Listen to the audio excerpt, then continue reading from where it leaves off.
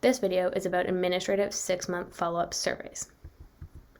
6-month follow-ups should be conducted 5 to 8 months after the intake survey. As a reminder, if the client did not consent to an intake survey, program staff does not conduct a follow-up survey.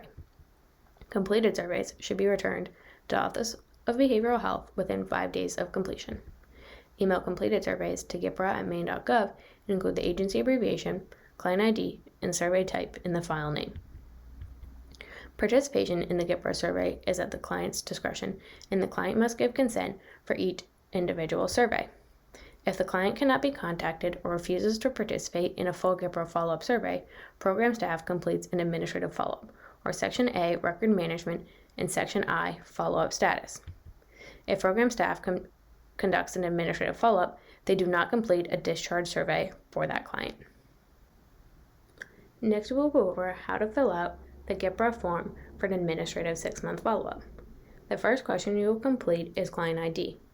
In order to ensure that information collected in the GIPRA survey remains confidential and de-identified, do not include any identifying information about the client in the ID, such as name or initials, date of birth, social security number, or mother's maiden name. Each client should be assigned a unique client ID to be used at each data collection point. This means the same ID should be used for intake, follow-up, and discharge.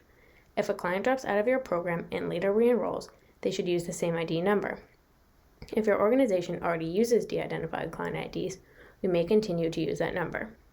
For client type, select either treatment client or client in recovery.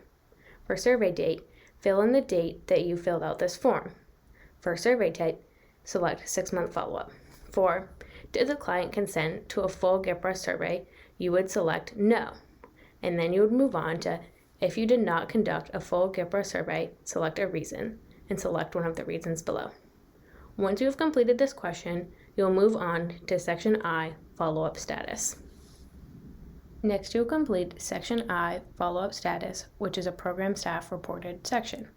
Question 2 is about your program, not grant-funded services. Once you have finished this section, you have completed a follow-up, and you can submit this form to gipra@maine.gov.